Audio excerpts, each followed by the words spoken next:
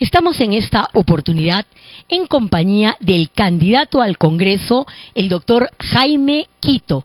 Él lleva el número 1 en la agrupación Perú Libre y en esta ocasión va a explicarnos algunas de sus propuestas, va a señalarlos también algo de su trayectoria y de la referencia del candidato a presidente, que es el profesor Pedro Castillo.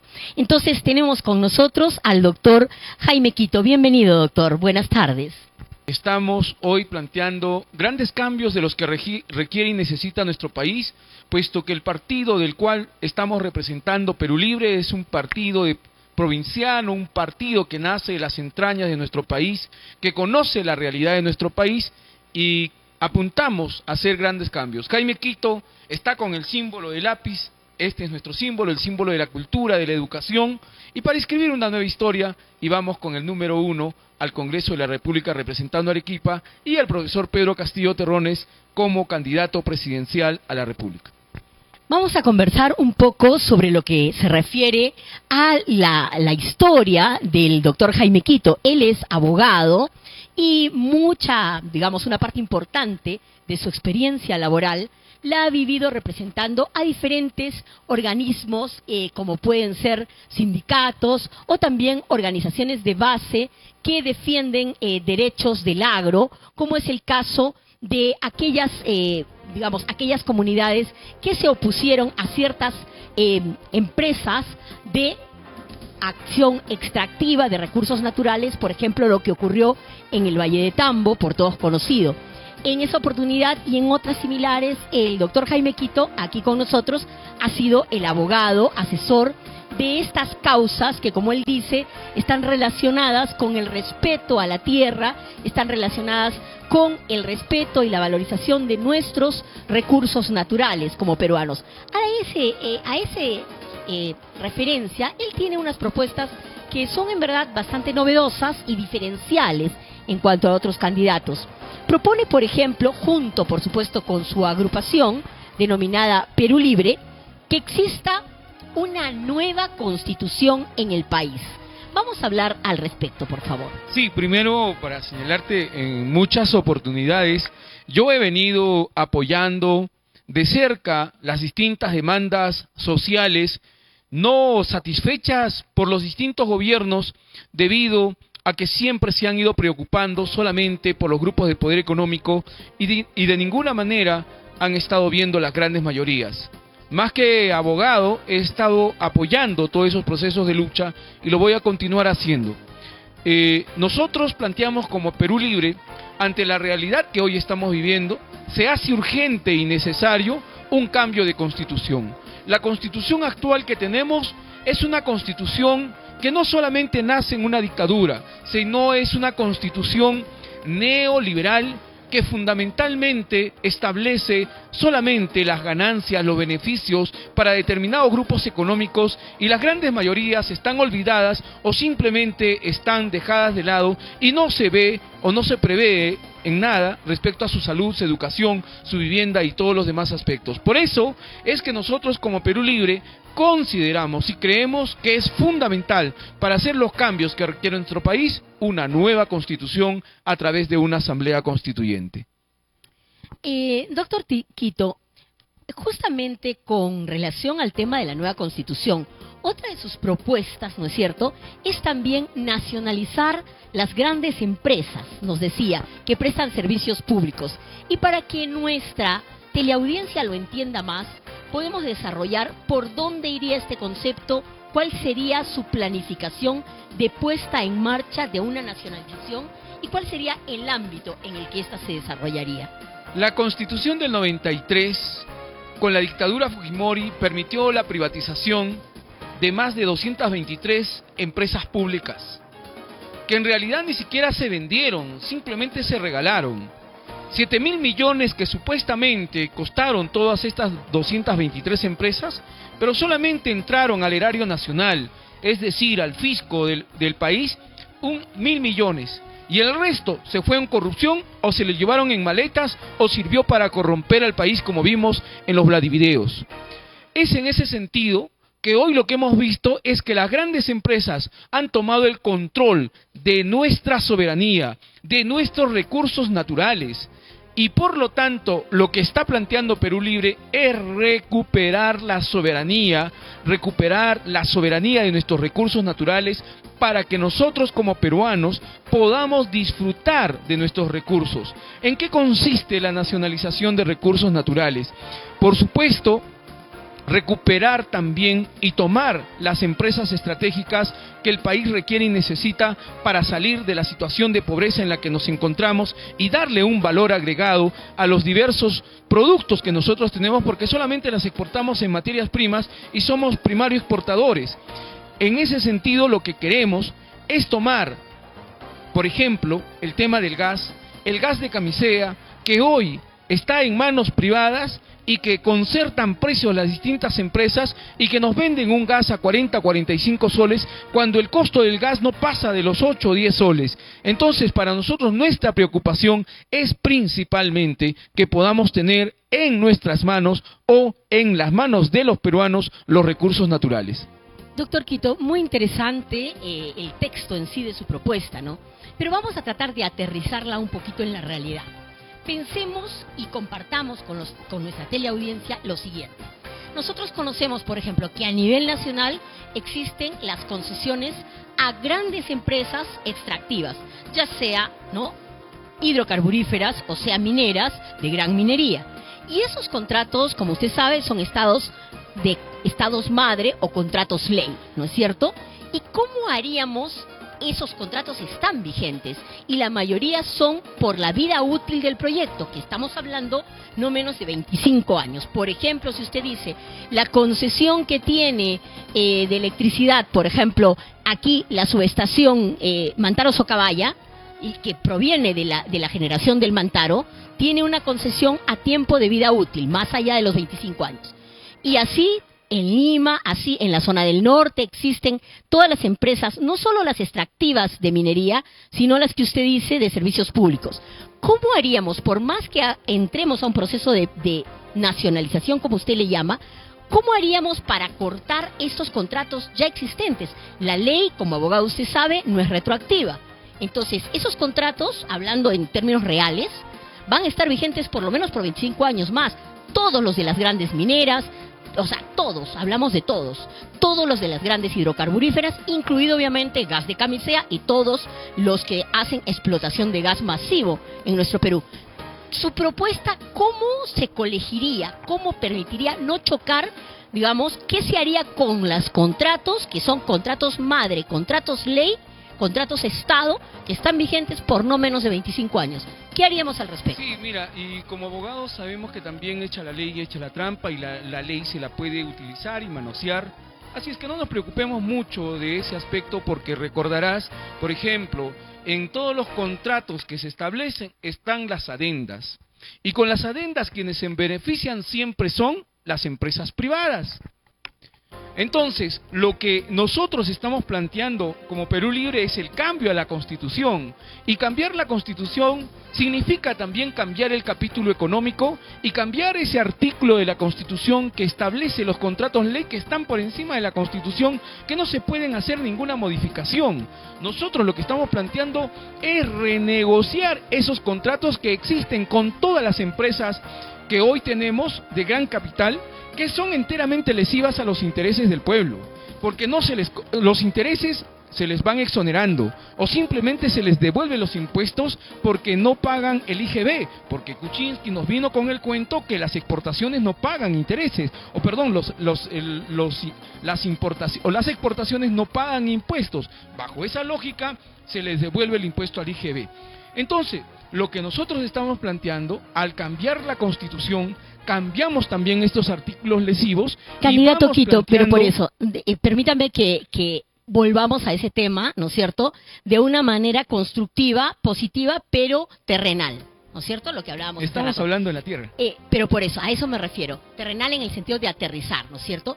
¿Qué pasa? Usted propone, digamos que todo fluye positivamente, que usted entra al Congreso y que esta propuesta de nacionalizar las grandes empresas extractivas y sobre todo las gasíferas e hidrocarburíferas, o sea, es positivo. Pero usted sabe, cuando salga su nueva constitución y la nueva ley de nacionalización, hablemos, ¿cómo va a ser eso retroactivo? Usted sabe como abogado que por una adenda no se puede, y que por una adenda no puede usted cambiar las características, condiciones, cláusulas y compromisos que ya tienen los contratos ley, que como usted dice, tienen un estrato casi superior, ¿no es cierto?, a cualquier ley. Por algo son contratos ley per se. Entonces, esta propuesta sí es positiva en el sentido de futuro, pero en el sentido de lo ya existente, ¿cómo encajaríamos, como le digo? No, por eso yo le estoy hablando de algo no solamente terrenal, hablando de cielo y tierra, sino de algo concreto y real frente a los problemas que hoy tenemos. Y lo que estamos planteando frente a esta realidad es que lo que aquí se está viendo es que tenemos que renegociar los contratos, y eso no es ningún delito. Aquí la Constitución que estamos planteando nos tiene que permitir la renegociación de contratos, para que de esa manera las empresas, si quieren seguir participando, si quieren seguir haciendo actividad económica en el país, tienen que respetar la casa, tienen que respetar la soberanía a los dueños, que a lo largo de todos estos gobiernos lo han regalado, lo han entregado. Y lo que nosotros estamos planteando por esa razón es que si las empresas se quieren continuar quedando en el país, bienvenido, sigan haciendo la actividad económica, la actividad que están desarrollando, pero ustedes nos pagan el 80% de las utilidades y se quedan ustedes con el 20%. ¿Eso es posible? Por supuesto que sí. ¿Se han hecho en otros países? Por supuesto que sí. ¿Es una cuestión real? Por supuesto que sí. Tomando esa última postura, interesante también, por cierto, en la que dice, nosotros con la nueva Constitución veríamos el encaje, el marco teórico y marco legal para permitir renegociación de los contratos ya existentes. Así se entiende, ¿no es cierto? Y ahí viene una pregunta que le quiero concatenar. Por ejemplo, el candidato Hernando de Soto, entre otros, no es el único, proponen que todas las actividades extractivas, llámese minería, gran minería estamos hablando, llámese hidrocarburíferas, gasíferas, para que la gente nos entienda, ¿no es cierto?, el oleoducto norperuano, todo lo demás, no solamente tengan en la concesión. Usted sabe que nosotros en el Perú tenemos la ley de concesiones, mineras, eléctricas e hidrocarburíferas. Cada una tiene su ley y su reglamento. Pero en nuestro tipo de legislación se establece que el titular de la concesión no es titular de la superficie ni del subsuelo, solo es titular del derecho de concesión. Y tiene que negociar las servidumbres, ¿no es cierto?, con el titular, que puede ser el agro, de la superficialidad, y con el titular del subsuelo. Pero hay candidatos, como decía yo, como Hernando de Soto y varios más, que nos demoraríamos en explicar quiénes son, que lo que proponen es que haya un cambio y una modificación de la Constitución para que se base al sistema anglosajón, en el cual, si yo soy propietario de la concesión, o sea, del derecho de explotar, por ejemplo, minería, gasíferos, hidrocarburíferos, electricidad, también soy propietario, que se llama concesión plena, de los estratos de la tierra, de la superficie de la tierra y del subsuelo. O sea, como en Estados Unidos, si yo gano esta concesión de estas cuadrículas y encuentro petróleo ahí, yo no solamente soy propietario del derecho de explotación, sino del subsuelo que existe y de la territorialidad. Esa es una propuesta que está muy en boga ahorita, como usted sabe. ¿Qué opina al respecto y cómo usted, digamos, dentro de lo que usted propone, ¿no?, cómo usted podría, vamos a decir, luchar o hacer una propuesta contraria al respecto? Mira, es que lo que propone Hernando de Soto es poner 5.000 o 6.000 policías en Conga y Tía María y sacar los proyectos mineros, que es lo que también está diciendo. Y respecto a este tema, yo creo que aquí de lo que se trata de resolver el problema de forma conjunta. No se trata de individualizar más la situación, sino de lo que se trata aquí como el Estado, haciéndolo partícipe de la economía en nuestro país, porque la Constitución actual simplemente al Estado lo pone como un veedor, como un observador, y no participa en lo absoluto de lo que es la economía. O sea, y encima al Estado solamente lo quieren para que dé plata como el reactivo económica, y aparte al Estado lo quieren para que ponga la seguridad, o sea, los matones para que garanticen sus empresas. Entonces, lo que nosotros estamos planteando, tener un Estado más interventor en la economía, por lo tanto también el Estado tenga la responsabilidad de garantizar la educación, la salud, la vivienda, los diversos problemas que tiene la población. Lo otro, el sistema anglosajón y los otros sistemas que puedan haber, no sé si hayan resultado en esos países, pero lo concreto es que aquí tenemos una situación real que los recursos naturales deben de servir para todos los peruanos, porque más del 90% no tenemos, o sea, no usufructuamos esos recursos. Y que consideramos nosotros, con una nueva constitución, debe servir para todos los peruanos y sobre todo para resolver los problemas que hoy estamos en pandemia, frente a la educación, frente a la falta de trabajo y frente a los distintos problemas, que ahí está nuestro dinero, ahí está nuestra economía y la capacidad de poderlos resolver. Usted nos hablaba hace un momento de que había apoyado, fue la palabra que usó, acompañado y apoyado a los pobladores, por ejemplo, del Valle de Tambo, en sus reclamos, ¿no es cierto?, que fueron justos y que fueron conocidos a nivel nacional e internacional. Al respecto, ¿nos puede contar un poco de esta experiencia? O sea, usted sabe que cuando la masa se pronuncia, a veces lo que se entiende es muy poco. No se entiende cuál es el objetivo que están buscando. Entonces, en este caso, usted explíquele a la concurrencia que está en nuestra audiencia en estos momentos, porque ese más o menos es un caballito de batalla que usted está llevando a su propuesta congresal, ¿verdad? No, yo no trato de utilizar las demandas de la población como un caballito de batalla, ni mucho menos, sino más bien, al igual que como la Constitución, no quiero que sea mía, sino la del pueblo, que el pueblo determine y señale cuál es la Constitución que vamos a trabajar. Y en caso a lo que lamentablemente los medios de comunicación tratan de ningunear, tratan de simplemente de decir que son delincuentes los que luchan por un derecho y tratan de, ¿cómo le digo?, de esfumar lo que realmente están planteando con tanta claridad, lo que plantea el Valle de Tambo. ¿Quién no sabe que el Valle de Tambo es un valle agrícola? Creo que eso lo sabe hasta el que no ve un canal de televisión. De ahí provienen los productos que tenemos en los mercados. Aquí, si queremos aterrizar, aquí en el Avelino Cáceres, en el mercado San Camilo, en esos lugares tenemos doctor, los productos agrícolas. Así es. Entonces, lo que nosotros estamos planteando es la ampliación de la frontera agrícola, respetar la agricultura y no permitir que la actividad minera que se quiere posicionar en una ribera de río o cabecera de cuenca malogre la actividad minera, malogre la actividad agrícola que debe permitir la alimentación de nuestros pueblos, la alimentación de nuestra población. Eso se llama seguridad alimentaria. Ese es un punto de verdad neurálgico, porque ahí vamos a llegar a un tema que efectivamente es de mucha conflictividad social, ¿no es cierto? ¿Qué es primero o qué va a ser primario para la población en su mayoría? O el agro o la minería, ambos, ¿no es cierto? Ambas son actividades históricas pertenecientes a todo nuestro país. No es solamente el Valle de Tambo, es todo nuestro país. Nuestro país es un país eminentemente minero, eminentemente agrario, entre otras cosas, ¿no es cierto? Entonces, ese choque, que es lo que yo me refería, el choque ese frontal, que me parece a mí que por mal manejo de los dirigentes en general a nivel país, tanto particulares de la empresa privada como los que representan al agro en este caso, eso es lo que yo quería que les explique. Por ejemplo, ¿cuál es la postura? En el caso del Valle de Tambo, como en muchos casos, como en Conga, como en Tía María, como en todos esos casos, ¿no es cierto?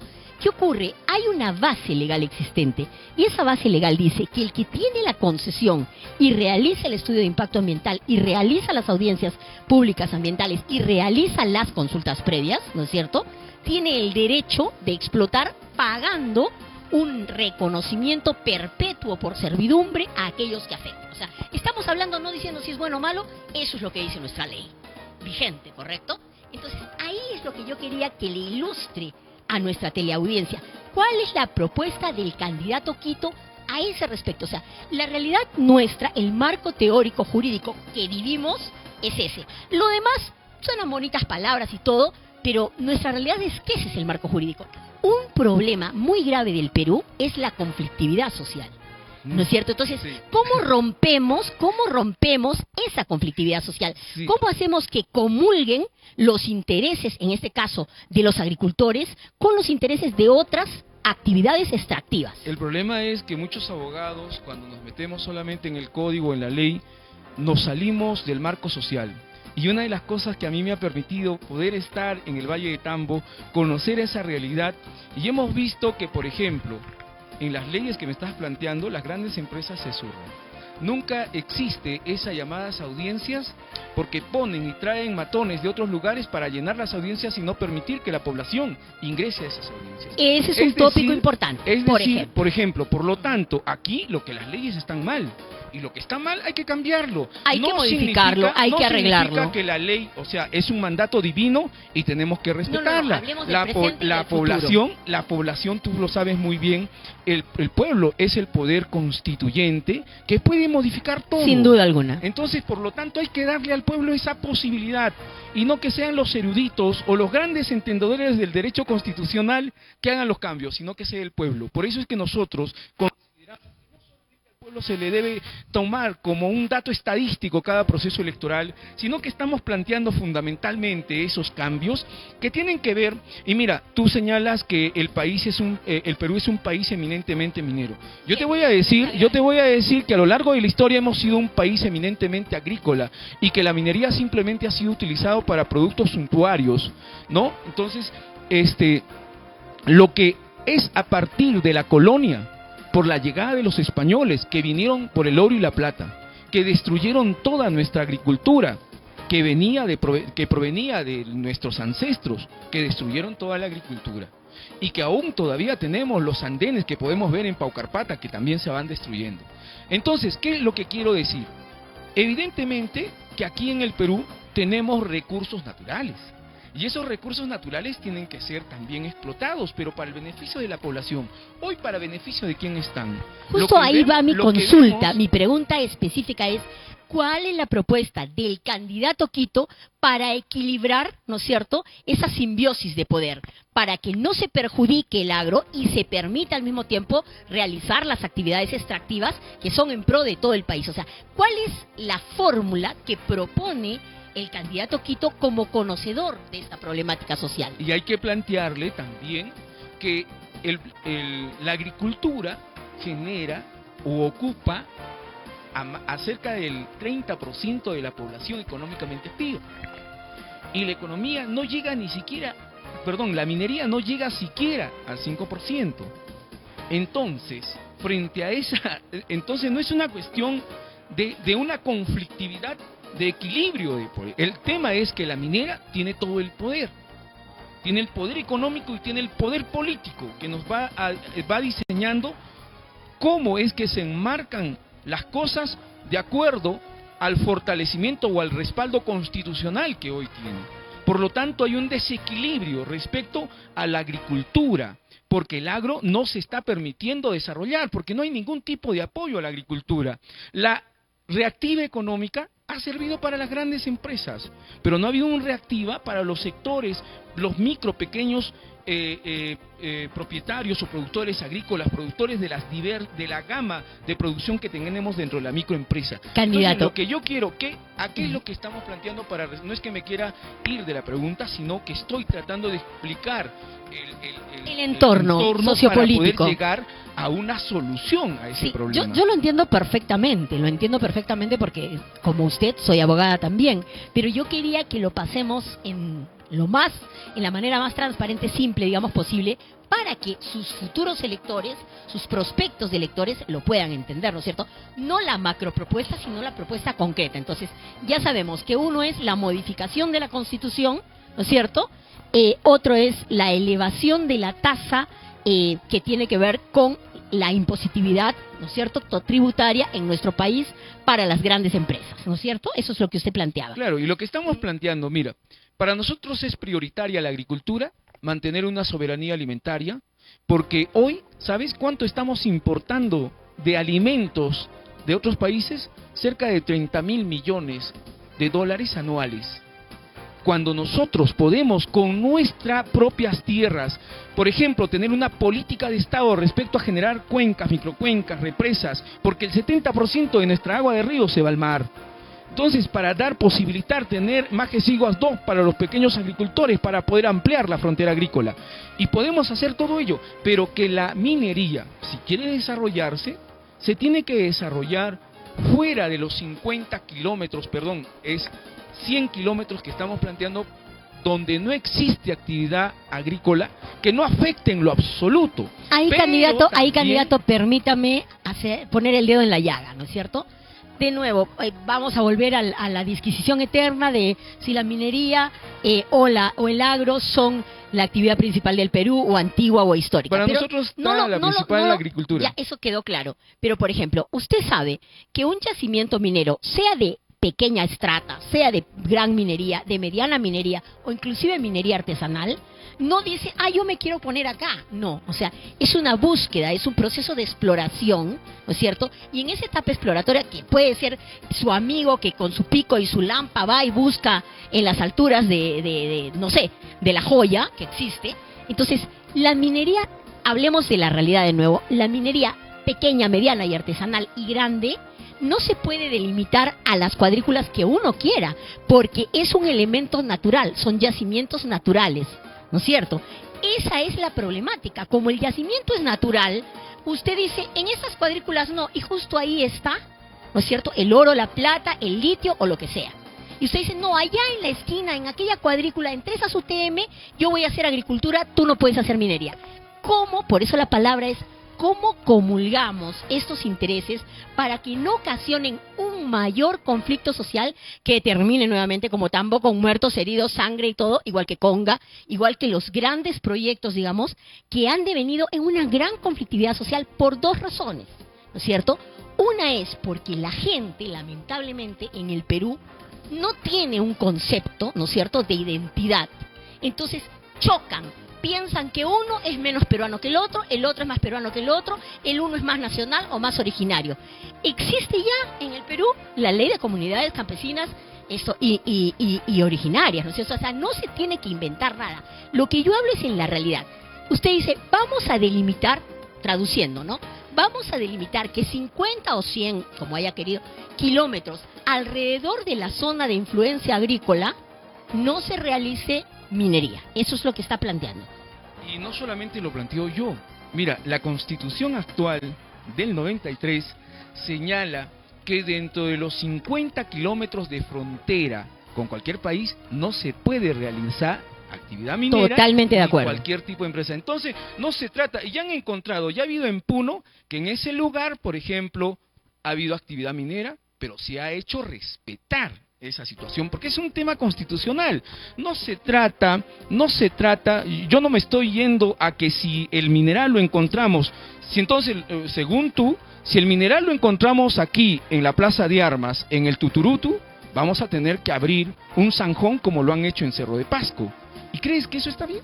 No, y aparte no se puede, legalmente tampoco se puede. ¿Por qué? Porque hay derechos constitutivos anteriores. En Cerro de Pasco lo hicieron. No, pero usted sabe que no ha sido de la forma como se dice, no es, para que la gente lo entienda, no es que voy a ir a socavar el Tuturutu. Mira, no. Lo que están planteando aquí en Cerro Verde, aquí en Arequipa concretamente, con referido a toda la zona de Congata, hectáreas que están y que van a afectar toda la zona poblada gran parte de Congata, Cerro Verde. Entonces, pero usted sabe que eso no se puede hacer. Pero usted sabe que pero eso la ley supuestamente dice que sí. Entonces la ley está mal. No todas las leyes que hoy están las tenemos que respetar. Por eso es lo que nosotros planteamos, hay que refundar el país, porque justo con el tema de refundar el país y de cuantos. rehacer cosas, ¿no es cierto?, elementales en el país. ¿Qué opina usted sobre la problemática que estamos hablando de las mesas de diálogo? ¿Qué opina usted de la actividad que realiza la PCM, ¿no es cierto?, en su oficina de conflictividad nacional, de conflictividad social y de manejo de conflictos mineros estratégicos, de agua y de agricultura? O sea, ¿qué peso le puede usted dar? ¿Usted considera que el diálogo en el Perú no resuelve nada? No lo han resuelto. ¿Qué han resuelto? Porque la PCM y el gobierno está en función empresas. Entonces, que muchos de los funcionarios de las grandes empresas han sido o son parte de la PCM. Eso lo tenemos que cambiar. O sea, aquí tenemos que poner en esencia. Yo te pediría que tú pongas en esencia al ser humano. Es que así, Es que la así debe de sociedad ser. actual, la constitución neoliberal pone las ganancias, las utilidades, tanto a las grandes empresas. Eso es lo que tenemos que cambiar. Y lo que no están entendiendo la gran mayoría es que tenemos que hacer estos cambios profundos en el país. Porque está mal, la legislación que tenemos está mal. Lo han hecho en función solamente de unas cuantas familias, grupos de poder económico. Y eso es lo que queremos modificar.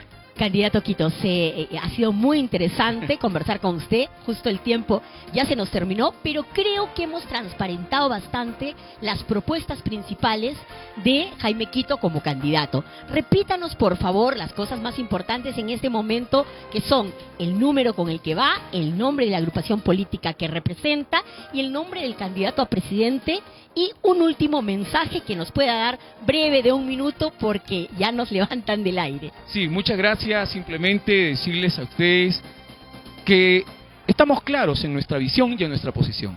Y nadie nos va a sacar de ello, porque aquí lo que queremos esencialmente cambiar la sociedad para beneficiar a los seres humanos, a ti, a la persona. Perú Libre está planteando el cambio de la Constitución para que nunca más los grupos de poder económico se sigan beneficiando a costa de nuestra pobreza.